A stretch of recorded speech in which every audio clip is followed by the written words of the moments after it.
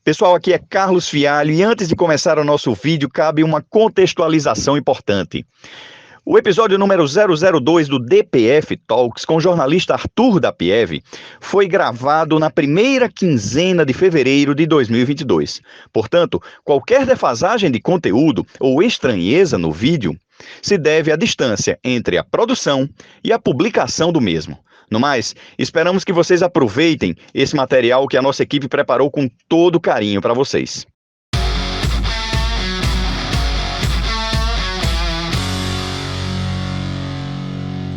Começa a partida! Sejam todos muito bem-vindos ao podcast Doentes por Futebol, aquele que ainda não é o primeiro no ranking de audiência, mas que transmite de igual para igual com qualquer podcast futebolístico do Brasil. Falamos de futebol, uma das melhores coisas para se fazer, vestidos. Promovemos todas as semanas um papo descontraído e despretensioso, mas sempre realizado com profissionalismo e muita responsabilidade. Respeitamos as pessoas, as diferenças e trabalhamos com informações verdadeiras, baseadas em apuração, pesquisa e checagem. Como deve ser quando se cria conteúdo do jeito certo. Então, meu amigo, minha amiga, se você é um profissional de marketing responsável por uma grande marca ligada ao futebol, saiba que o investimento no Doentes por Futebol, o podcast, terá um retorno mais certo que apostar no Bayern de Munique para vencer a Bundesliga.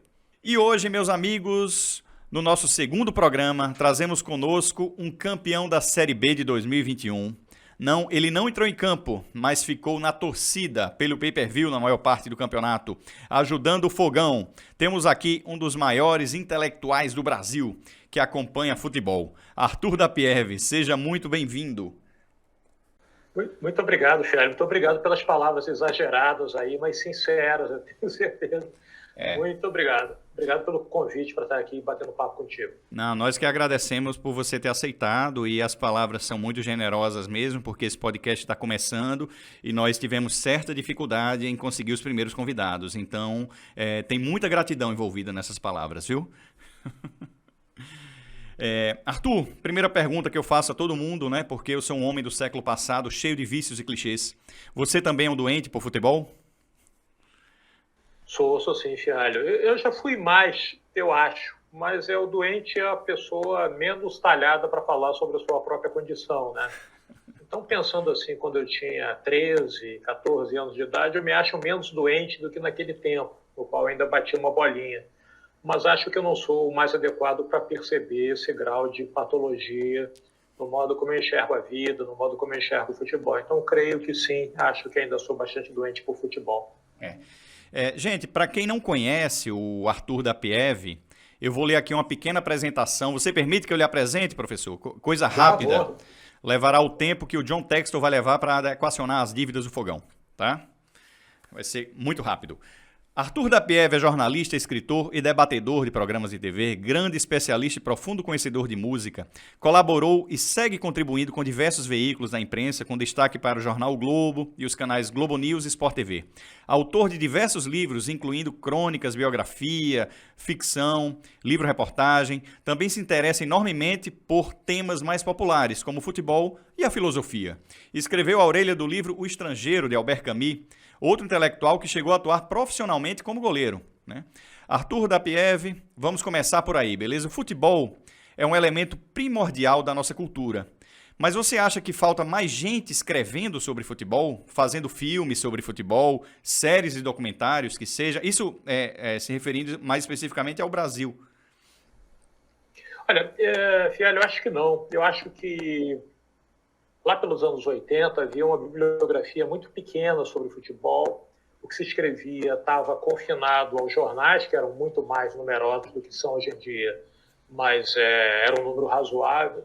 E hoje em dia a gente tem uma boa bibliografia sobre futebol, muito mais gente escrevendo, não só nos jornais que diminuíram de número, mas também todos os blogs afiliados, todos os blogs dedicados, etc. Então tem mais gente escrevendo sobre futebol, palpitando sobre futebol, nas redes sociais com alguma seriedade.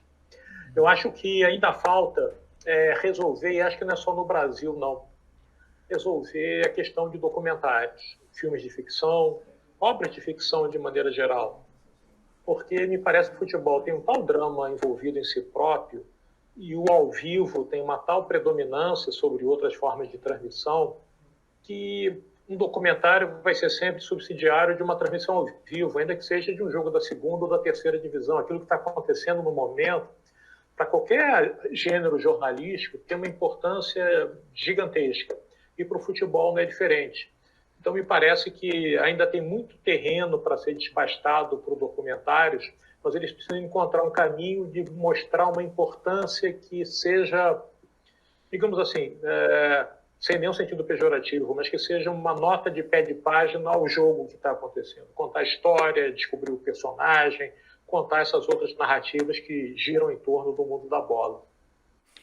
E sabe uma coisa que aí já é uma opinião da pessoa física, Carlos Fialho, não é nem do Doentes, mas me faz falta uma ficção bem feita, uma ficção com capricho e tudo, assim, mas aquela ficção baseada na verdade. Sabe como a biografia do Freddie Mercury, que o Malek ganhou o Oscar, que contava a biografia dele, mas cheio de liberdades criativas, alguma coisa assim.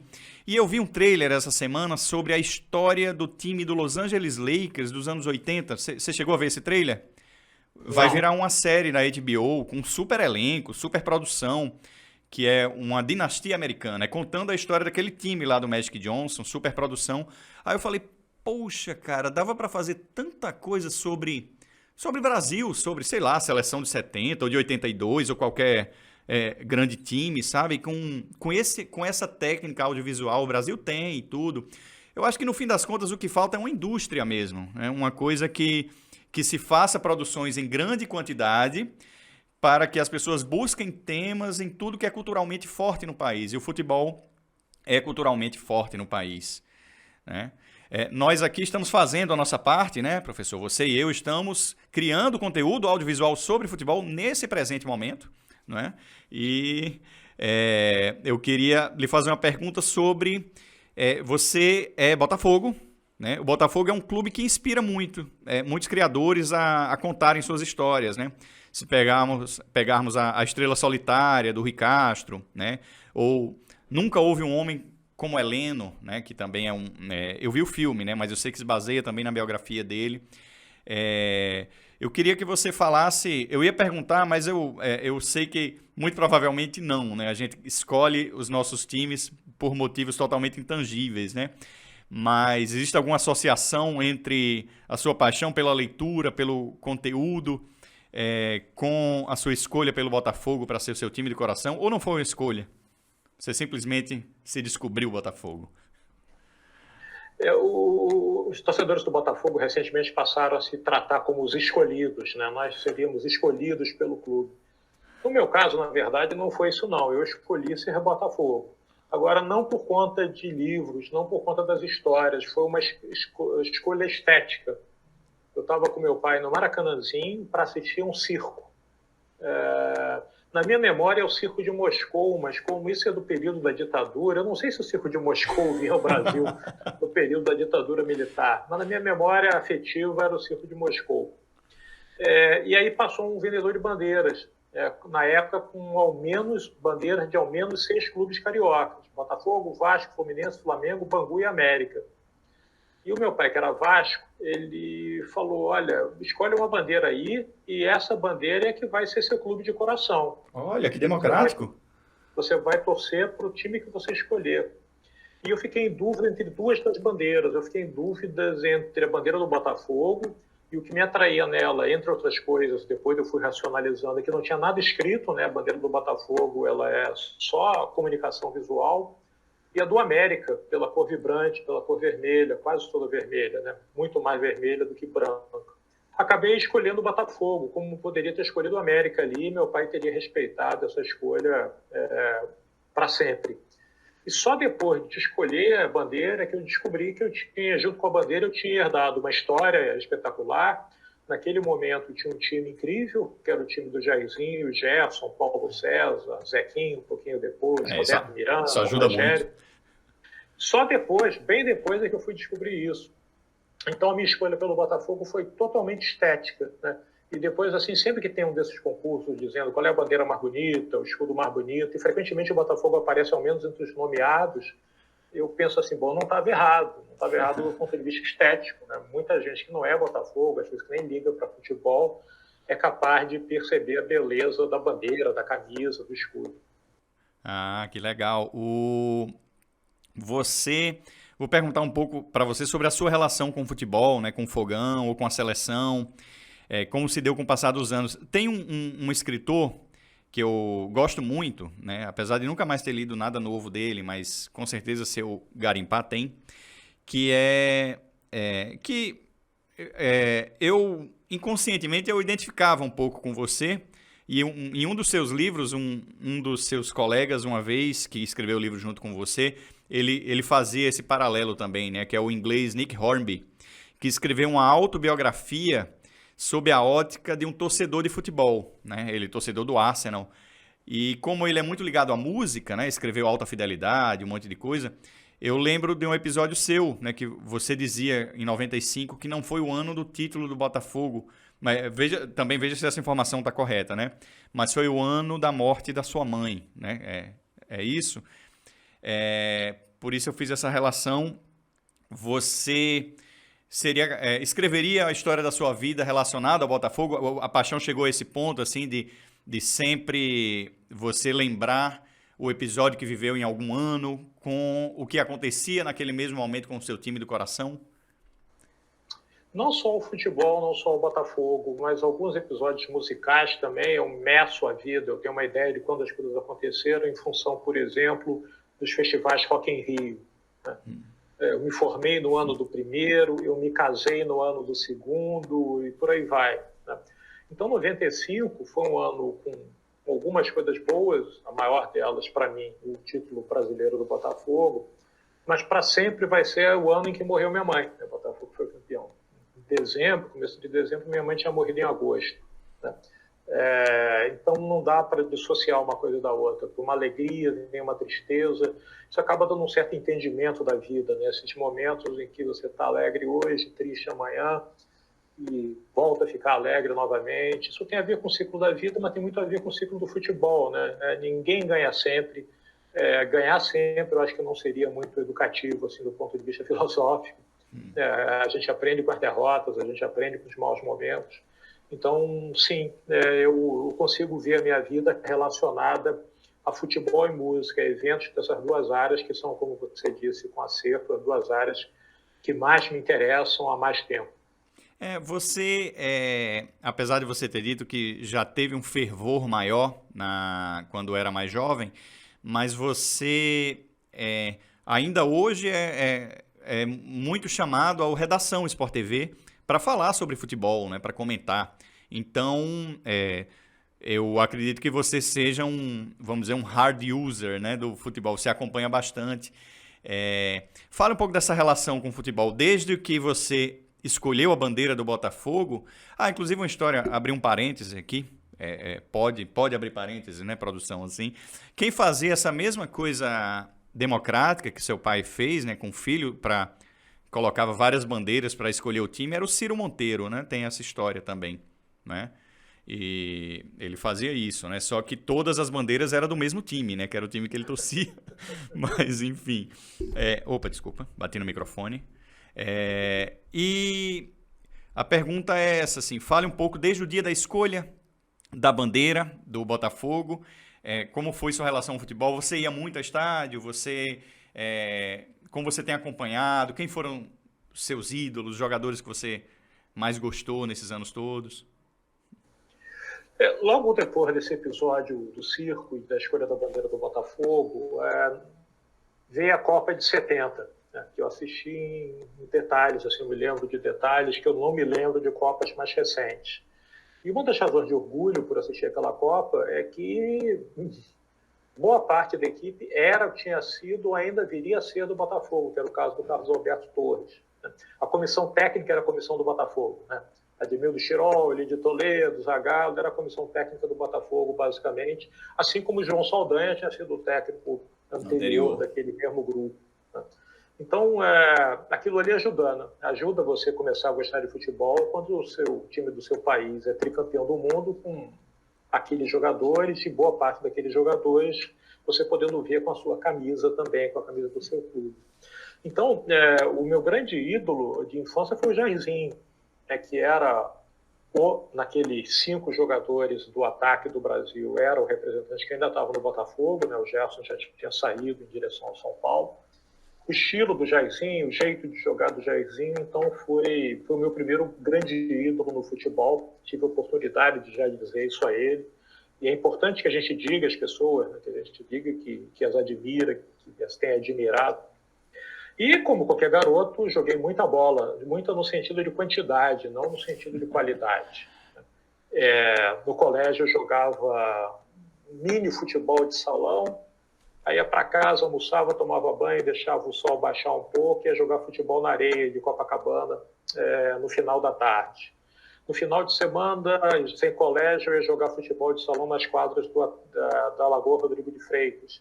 Então, eu passava o tempo todo jogando futebol, pensando muito em futebol, assistindo as partidas possíveis. Né? Pela televisão eram muito menos partidas, mas eu era viciado em radinho de pilha, né? Era incrível aquelas transmissões raiz de radinho de pilha. E acho que eu não fui muito frequente em estádio, não, porque o meu pai tinha trauma de 1950. Sim. Ele estava no estádio, no jogo com o Uruguai, ele era Vasco, e a base daquele time do Brasil, que era um timaço, era o Vasco. Então ele ficou traumatizado, ele tinha ali 11 anos de idade, 12 anos de idade, né? A idade que eu tinha. Né? Então meu pai não ia muito ao estádio, demorou muito a voltar até o Maracanã. E quem me levava era um tio, que era fluminense. Ele de vez em quando me levava e levava tanto a jogos do Botafogo, quanto a jogos do Fluminense, quanto a jogos, às vezes, que não tinham nada a ver com nenhum nem com o outro. Eu vi muitos jogos de América e Flamengo, por exemplo, que para o torcedor do Botafogo, naquele momento, ali, anos 70, os anos de vacas magras, para a gente era divertido, porque o Flamengo perdia o tempo todo do América, né? O América ganhava do Flamengo com muita frequência. E aí eu reatava aquele meu flerte antigo com a bandeira do América. Comecei a trabalhar em cultura, né? Que é a coisa que eu mais me liga ao jornalismo. Mas se eu tivesse começado a trabalhar em esporte, também não teria sido estranho, porque eu sempre li, acompanhei muito. E aí, anos depois, comecei a palpitar. Primeiro, eventualmente, assim, mesas redondas de televisão, e depois de uma maneira mais regular no Redação Sport TV, né, do Sport TV. O primeiro apresentador do Redação Sport TV, e pouca gente se lembra disso, foi o Luiz Roberto. E eu participei de programas com o Luiz Roberto, 1 ou 2 ao menos. Sendo que na mesma faixa de horário, eu participei de um outro programa também, que era do Armando Nogueira, na mesma faixa de horário. E depois acabou abrindo espaço para Redação Sport TV. E aí os apresentadores, né, os âncoras foram mudando e eu continuei ali pelo programa. Primeiro veio o Marcelo Barreto, aí depois de alguns anos veio o Rizek, aí depois de mais alguns anos trocou de novo para o atual, para o Marcelo Barreto. Então, com maior ou menor periodicidade, eu palpito ali no Redação Sport TV desde o nascimento do programa, isso tem bastante tempo. E esse exercício profissional acho que me ajudou a domar um pouco a minha doença. Não que eu não sofra, que eu não fique irritado, etc., mas eu consigo perceber que eu fico mais irritado com o meu time do que com o dos outros. Aliás, isso é o normal. Uhum. A gente é muito mais crítico com o time próprio do que com o time dos outros. Então, eu acho que eu não corro risco, eu corro menos risco de ser injusto com um time alheio do que com o próprio Botafogo. Essa foi até uma pergunta que eu fiz para os meus chefes aqui do Doentes por Futebol, que foi assim, vocês trabalham com isso, né, há tanto tempo e se relacionam com tanta gente, de repente tem relacionamento com jogadores, com marcas, com times, com departamentos de marketing de diversas equipes, não perde um pouco a paixão e tal? E ele me deu uma resposta parecida com essa sua, né? Que ele passa a gostar de mais gente por uma relação e tudo, mas o que ele sente pelo time dele, né? Que todo mundo chegou no futebol, todo mundo que trabalha profissionalmente com futebol, seja no jornalismo, etc., chegou no futebol por causa da paixão clubística de alguma maneira, e ele falou que o que ele sente pelo clube dele não arrefeceu, mas que de repente, a raiva que ele sentia de rivais e tal diminuiu porque ele acabou eventualmente conhecendo pessoas que trabalham e etc. em algum rival ou que quer muito bem algum desses rivais e tudo. Eu vou, professor, agora pedir licença, eu vou fazer... o nosso podcast ele tem alguns merchans que a gente faz, certo? Eu vou fazer aqui um merchan. Você me permite fazer um merchan agora? À vontade, depois eu respondo a sua pergunta. Certo. Como não tem nenhuma marca ainda patrocinando o nosso podcast, eu vou divulgar a obra literária do Arthur da Pieve, certo? Então, esse aqui foi o primeiro livro que eu li dele. Tá aparecendo? Tá? Aqui? É perto de mim? Não, tá aí não. Ah, meu Deus. Aqui? Aqui, produção. Vai direção. Pronto, esse aqui, Brock, o rock brasileiro dos anos 80, tá? Enfim, um jovem Arthur da Pieve escrevendo um livro que um jovem Carlos Fialho leu em algum momento, tá? Esse aqui, Renato Russo, a biografia do líder da Legião Urbana, inclusive... muito bom, cheio com muita mensagem, muita informação de bastidores, etc. Porque o da Pieve era um jornalista muito ativo na época. Esse aqui é um livro, reportagem, que se chama Morreu na Contramão. Pouca gente tem, tá? Pouca gente tem, mas vocês encontram aí. Esse aqui é uma raridade chamado Miúdos Metafísicos, certo? Que é um livro de crônicas e que tem algumas, inclusive, sobre futebol. Eu me lembro que nesse livro tem uma frase que é: o Maracanã é um estádio de espírito, certo? Que eu gosto muito. Esse aqui é o romance De Cada Morto Herdarás Só o Cinismo, certo? Esses livros todos, eu acho que a maioria deles deve estar até esgotado. Vocês vão encontrar num site desses que vendem livros de sebo, que eu não vou dizer o nome porque não está patrocinando aqui nem nada, né?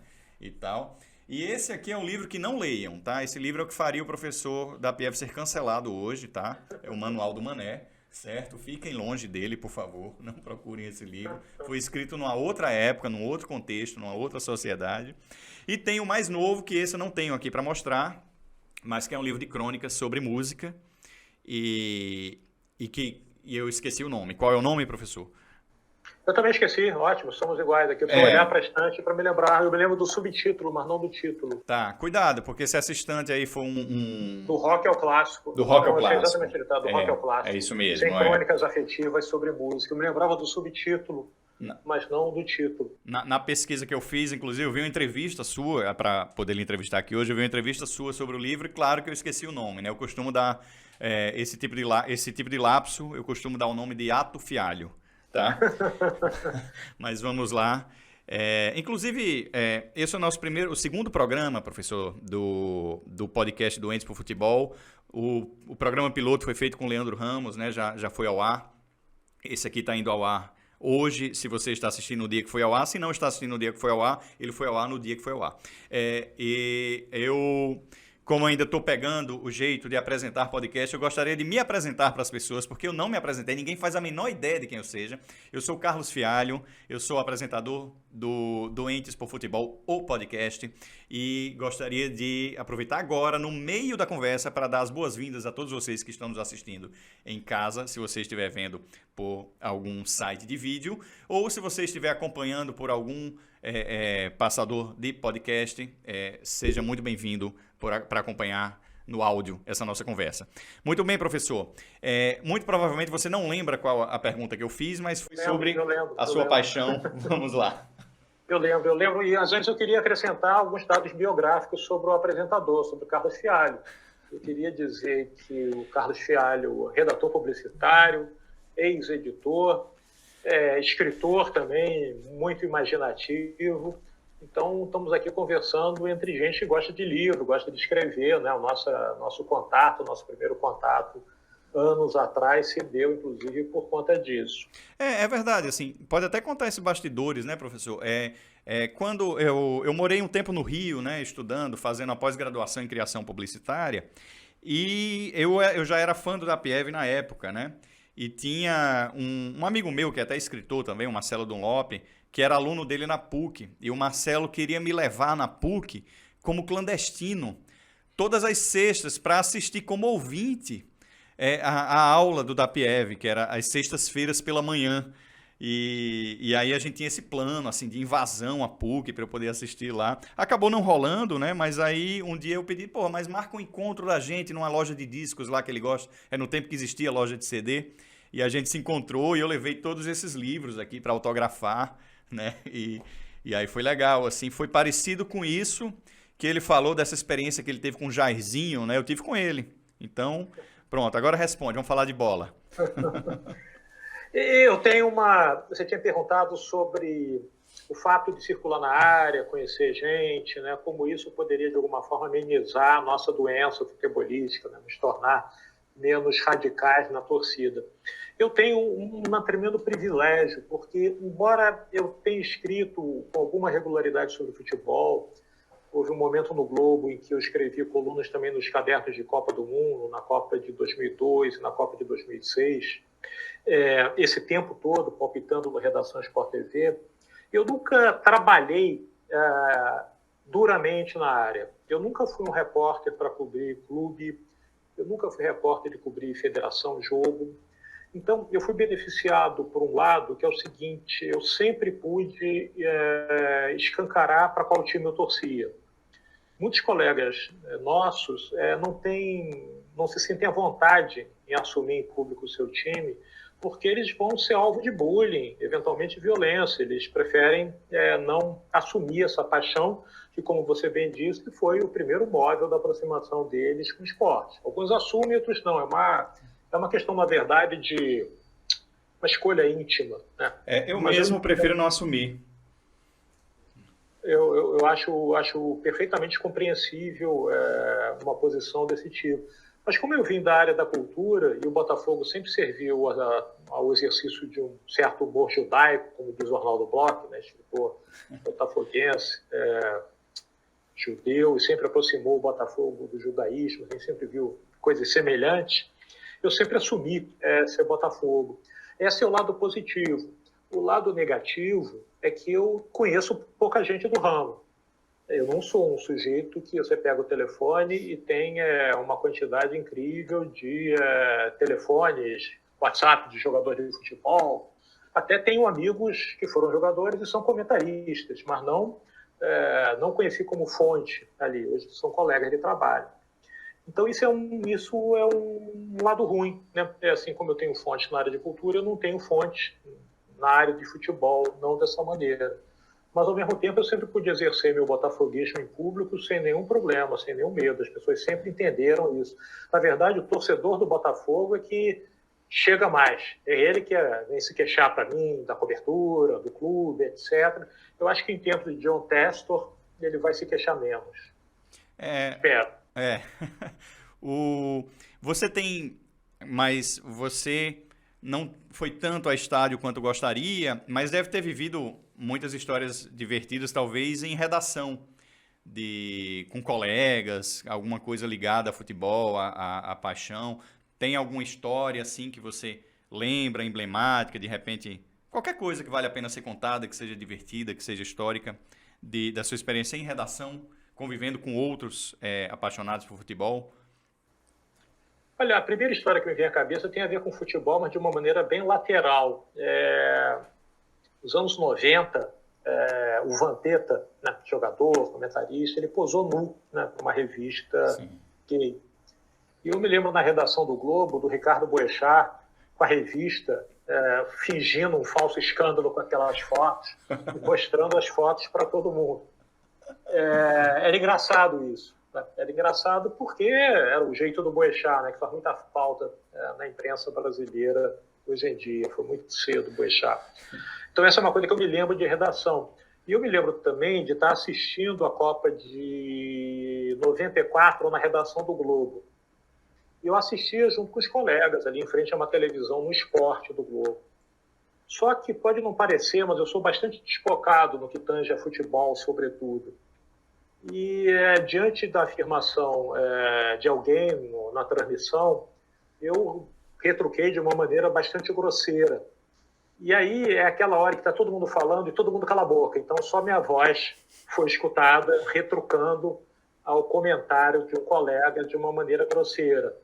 Coincidência ou não, a partir dali, eu e outros 3 colegas começamos a assistir os Jogos do Brasil confinados numa salinha da chefia. A gente começou a achar, não sou nem um pouco supersticioso, mesmo sendo botafoguense, mas começou a achar que estava divertido ali. Eu, editor de esporte, um editor executivo e um editor-chefe. A gente assistia aquilo ali. Até hoje, o editor executivo acha que o jogo com a Itália só foi para os pênaltis porque nós, eu e ele, não fomos para a redação assistir ao jogo. A gente ficou em casa. Então, o Mário Marona, acha isso até hoje. Que se tivesse ido para a redação, o jogo tinha sido resolvido nos 90 minutos do jogo. Acho difícil, né? Foi um jogo bem chato, mas é interessante pensar nisso.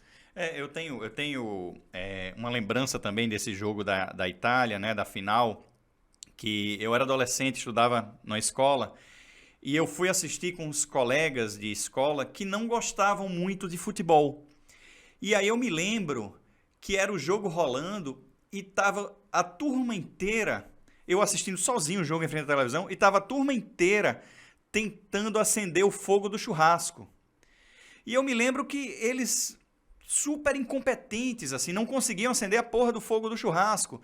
E eles estavam lá, eles passaram um tempão, e o jogo foi para a prorrogação, e foi para os pênaltis, e eu vi sozinho, porque eles estavam tentando acender o fogo do churrasco, assim, já anoitecendo, e eles lá, o jogo foi 5 da tarde que começou, então já era noite mesmo, assim, e eu me lembro que foi uma coisa assim que eu falei, porra, nunca mais assisti, ou assistir Copa do Mundo em casa, ou então com amigos que gostem, né, que vejam um jogo, foi uma solidão, eu fui tetra sozinho, sabe, e aí, enfim... Na Copa de 2002, que foi o próximo título, eu assisti, era meio de madrugada os jogos, era muito cedo da manhã. Eu me lembro que eu assisti o primeiro jogo sozinho em casa. E eu não lembro quanto foi, nem contra quem foi, mas eu me lembro que o Brasil ganhou. E aí fudeu. Eu tive que assistir todos os jogos sozinho em casa. E aí... E foi, né? Enfim, deu certo. Não sei se... Foi o primeiro jogo contra a Turquia. Foi 1-0, verdade. Gol de bico. Não, gol de bico foi na semifinal. Foi o gol de pênalti do Luizão lá, que sofreu pênalti, não me lembro quem bateu, enfim. Mas é isso. Eu assisti sozinho enfim, hoje em dia eu não tenho mais essas superstições, não. Inclusive eu fujo delas e tal, porque, enfim, porque não faz bem à saúde. Deixa a gente doente. A gente já é doente por futebol, assim, porque é apaixonado, né? Mas eu tento fugir dessas superstições, né? Mas, pô, que histórias interessantes. Era isso mesmo que eu queria ver. História de redação sempre tem história boa, ligada a futebol, ligada a coberturas e etc. Você, nas redes sociais, você se pronuncia pouco, né? Você é sempre aquele pronunciamento curto e certeiro, ou pontua alguma coisa realmente importante, né? Você consegue usar as redes sociais de maneira racional e homeopática. Então você comenta pouco futebol por lá, né? Você acha que o tuiteiro brasileiro não está preparado, não tem vamos dizer, a maturidade para reagir a comentários futebolísticos nas redes sociais? Não, eu acho que não. Eu acho que o futebol, apesar de toda a violência que o cerca, ele é o único espaço onde o brasileiro está acostumado à democracia. Ele está acostumado a conviver com pessoas que têm opiniões, têm partidos, digamos assim, diferentes do dele. É uma experiência relativamente rara para o brasileiro, né? O brasileiro quer trucidar quem tem uma opinião diferente da dele. No futebol, isso não é assim. Por mais irritado que seja o comentário, eu percebo que você sabe que tem que ter um torcedor do Fluminense na tua mesa, um torcedor do Flamengo, um torcedor do Vasco, um torcedor do Botafogo, para ficar só no Rio de Janeiro, né? Então, acho que o futebol nos habituou, ao menos, a uma pobre experiência democrática. Acho que a rede social, de maneira geral, é um espelho disso, né?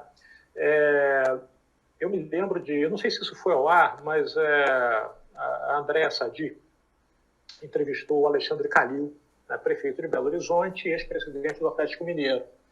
E aí ela fez uma pergunta para ele assim, mas como é que o senhor lida com a agressividade toda da política? E ele respondeu para ela, eu fui presidente de clube de futebol, não tem agressividade na política que se valise com o que eu experimentei no futebol. Então é um pouco isso, mesmo quando eu faço algum comentário de cunho político, Eu estou acostumado a tomar bordoada por conta de falar de futebol há bastante tempo, né? Não só em rede social, mas também em televisão, texto, coisa parecida. Então, isso me amoleceu também, me amaciou para esse tipo de contraditório. Mas acho também que, ao estabelecer um tom, a gente acaba estabelecendo também um tom da resposta. Então, é muito raro eu ter alguma resposta muito agressiva que fuja do tom, e eu ignoro, mas é muito raro, muito raro. Exatamente por conta de tentar, como você descreveu, ser homeopático, ser muito direto ao assunto, e fala muito mais de Botafogo do que de qualquer outro clube. Então, como as pessoas sabem que eu sou Botafogo, eu tenho um lugar de fala de falar mal do Botafogo.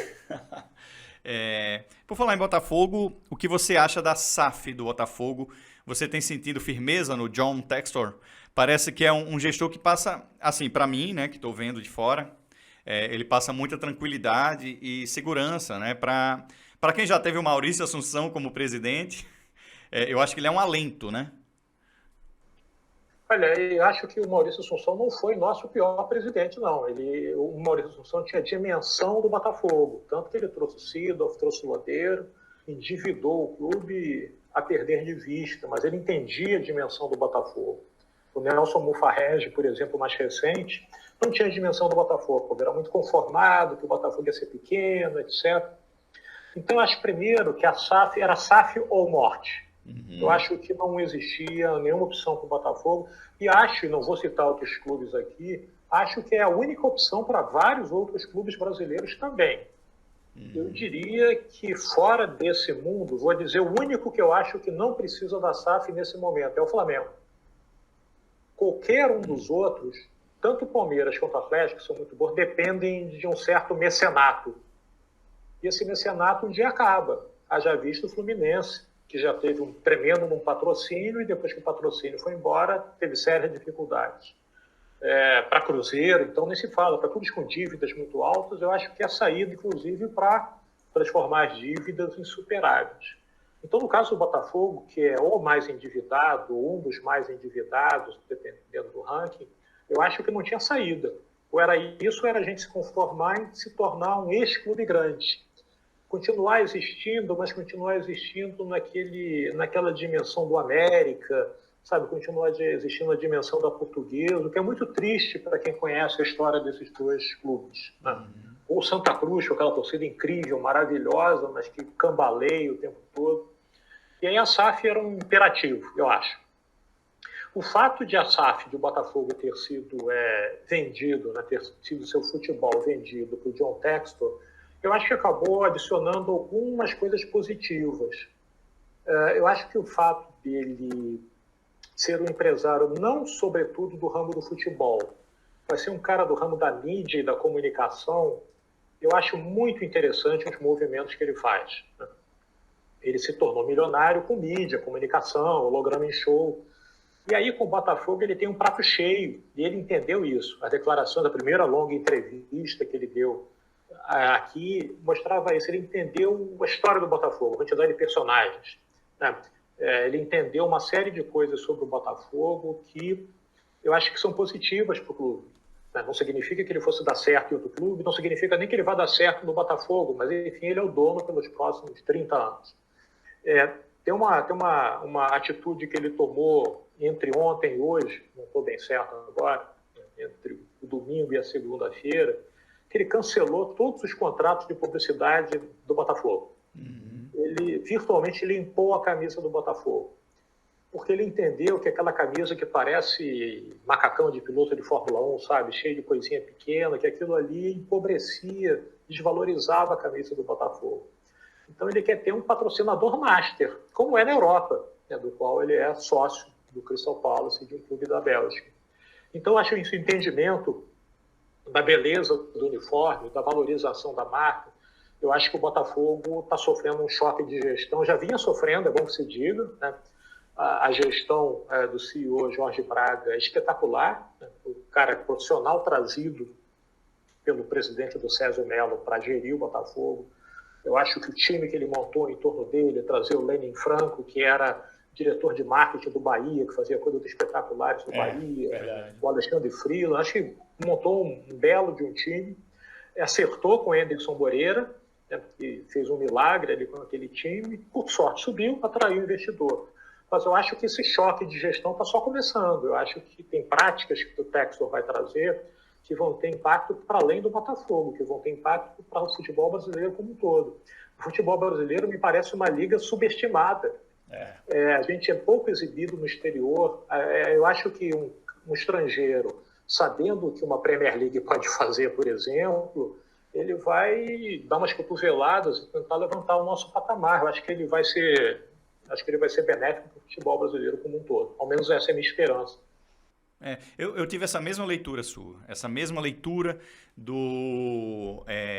eu enxerguei nele benefícios que uma profissionalização de um clube importante como o Botafogo pode trazer no momento de construção de uma liga nacional, né, que é o momento presente que nós estamos vivendo, né, e que de repente uma maturidade de vários dirigentes possam tentar, pelo menos, formar uma maioria que possam remar para um lado, né? Porque tem sempre um que é do contra. Assim, eu desconfio muito, por exemplo, de um cara que tem uma gestão que me parece muito competente, que é o Petralha, do Paranaense, mas que ele sempre está remando contra de alguma forma e tal, mas eu espero que haja um consenso, né? A maioria dos clubes estão melhorando a gestão. Eu li sobre a primeira coisa que você falou nessa resposta, os modelos com que os clubes podem melhorar, e você falou que talvez o Palmeiras e o Atlético precisem de uma SAF no futuro. Eu não sei, porque eu li um artigo outro dia do Menon, no UOL, acho que ele escreve, que ele falou que o modelo que o Flamengo seguiu não é o único que pode ser bem sucedido, e que o modelo do mecenato do Palmeiras pode ter dado a ele a oportunidade de hoje ser independente desse mecenato, porque ele usufruiu e agora ele pode andar com as próprias pernas, né? Apesar de ser muito difícil dizer isso no momento que a maior mecenas foi a eleita presidente, né? E tal, mas o Atlético, por exemplo, se em algum momento ele conseguir equacionar aquela dívida de 1 bilhão que eles têm, eu não sei se eles precisam, entendeu? Virar uma SAF. Realmente eu não sei. Esse artigo do Menon me fez ver um outro olhar que eu não tinha. E que eu achava que o único modelo possível era o que o Flamengo seguiu, de viver anos de vacas magras de propósito e tal.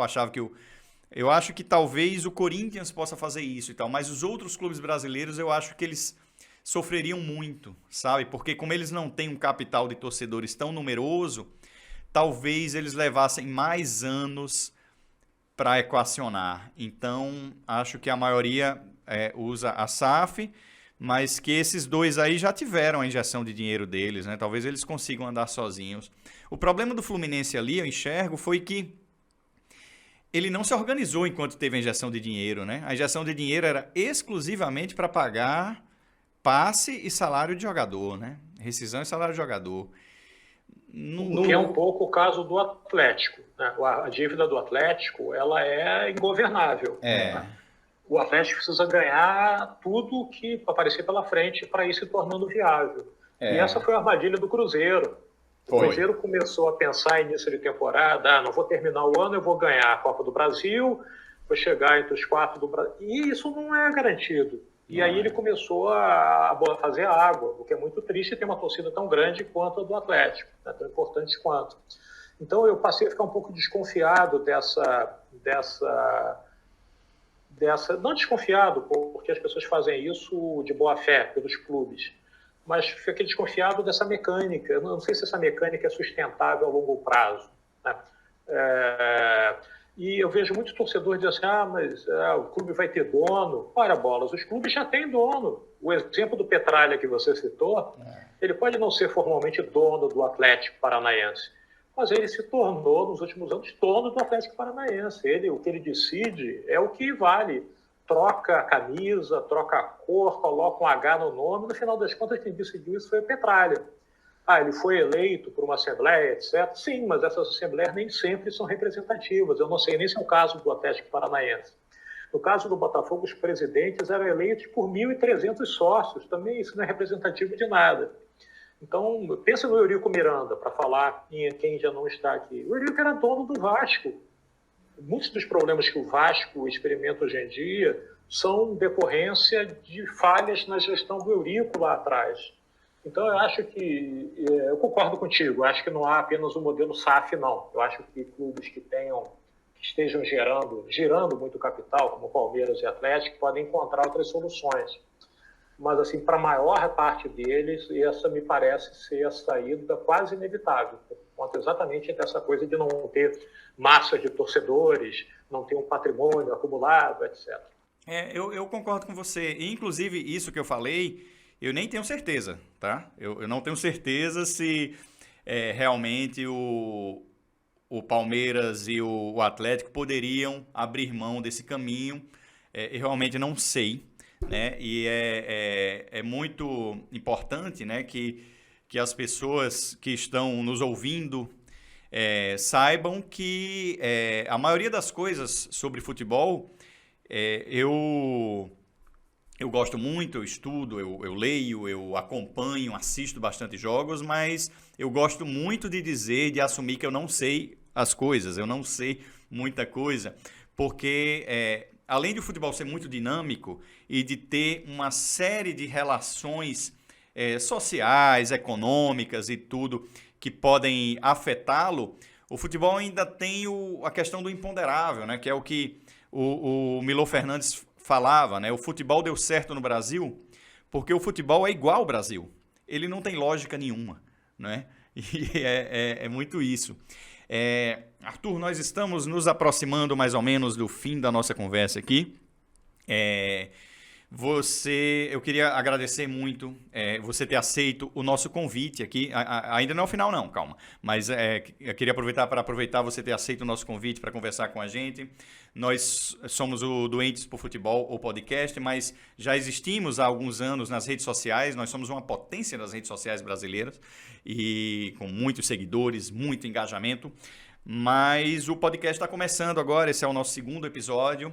E foi muito importante você ter aceito mesmo ainda no começo, assim terá uma lembrança muito grata de todos nós, mas isso me conduz à nossa próxima pergunta. Arthur da Pieve, nós lhe chamamos, você veio, e esse ano o Hexa vem? Não, eu acho que não vem não. Não há nenhum elemento nessa seleção do Tite que me diga que o Hexa virá.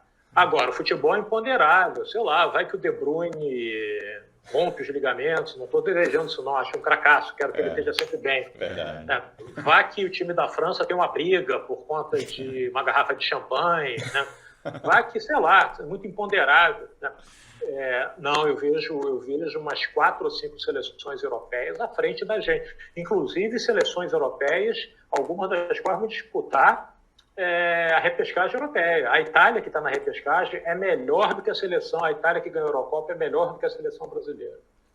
Então, eu vejo muita dificuldade, sem contar a Argentina, que está invicta, não sei quantos jogos, etc. Então, eu vejo muita dificuldade. Quando terminou a Copa da Rússia, eu fui um dos que achou legal a continuidade do Tite. Porque eu enxerguei naquele time um processo que podia ser aprimorado, né? Mesmo sem poder contar com o Neymar o tempo todo, Neymar nos seus melhores dias, Neymar cai virando meme, aquele time foi eliminado num jogo duro contra a Bélgica. Parelho, duro mesmo, não é tipo essa coisa, jogou de igual para igual, jogou de igual para igual mesmo. Né?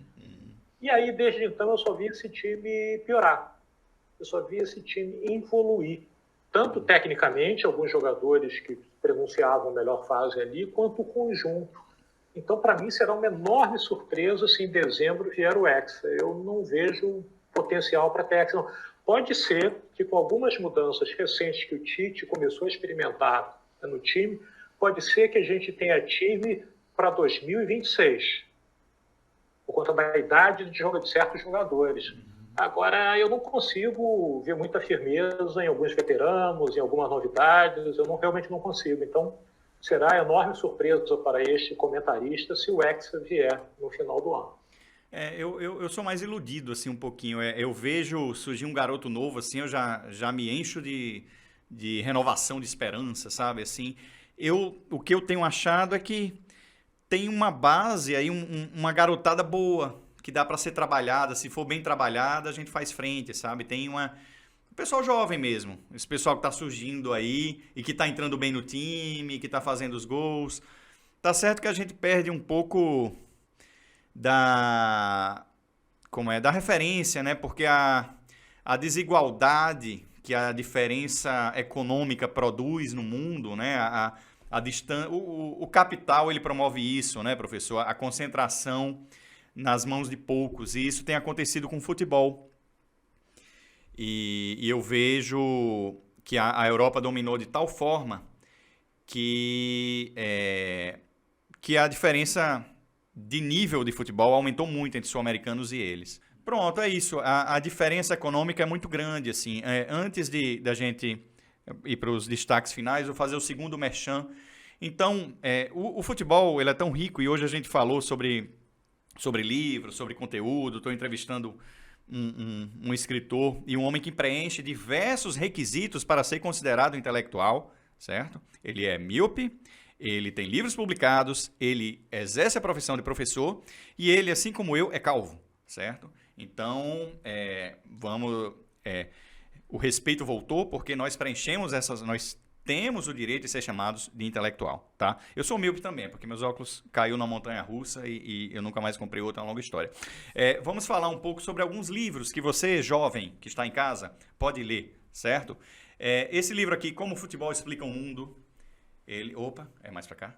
Esse livro aqui, Como o Futebol Explica o Mundo, do jornalista Franklin Foer, tem vários capítulos que dão um olhar inesperado sobre a globalização, certo?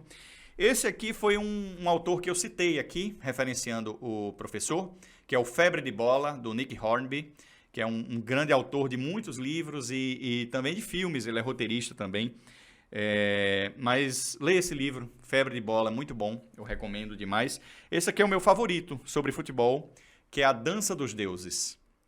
Ele é um livro escrito pelo Hilário Franco Júnior, que é professor, acho que da USP, e fala sobre futebol, sociedade e cultura de uma maneira muito profunda, de uma maneira muito edificante.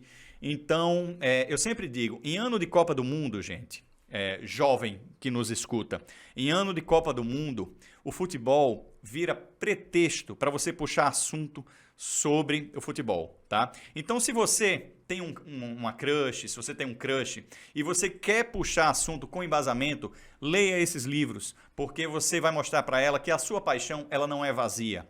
Ela tem todo um aprofundamento teórico que faz com que você busque gostar mais sobre esse conteúdo esportivo de alto rendimento, certo?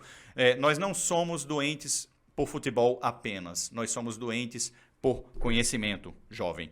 Então, leia livros sobre futebol, se você gosta do assunto, assista documentários sobre futebol, tem muitos em todo lugar e a gente sempre incentiva que você estude, que você saiba mais a respeito. Enfim, é ano de Copa, gente, precisa estar todo mundo concentrado. Professor Arthur da Pieve, eu já vi que, pelo menos no Twitter, né, você segue o Doentes por Futebol na rede social. Eu queria convidar você, mas estender esse convite para todos os nossos ouvintes, para seguir o Doentes por Futebol no Twitter, no Insta, no Face. Também podem virar leitor do nosso site, que é um site que nesse ano de 2022 vai estar cheio de novidades, cheio de artigos e de colunistas interessantes. Nós estamos negociando com vários nomes legais, conhecidos. E por fim, também estamos nos aplicativos de áudio, né? Quando esse nosso programa for ao ar, nós já estaremos nos aplicativos de áudio. Aqui do passado, de onde eu escrevo, ainda não, mas nós estaremos lá. E também o nosso canal do YouTube totalmente reformulado, produzindo conteúdo de qualidade, com esse nosso papo aqui na íntegra e os melhores momentos em cortes, para vocês poderem aproveitar, devidamente editados pela nossa equipe aqui, que é muito legal. Professor, muito obrigado pela participação. Foi realmente muito importante para nós. Por favor, eu gostaria que você se despedisse das pessoas que estão nos ouvindo e alguns também nos assistindo. Eu agradeço muito o convite do Doentes por Futebol, Carlos Fialho.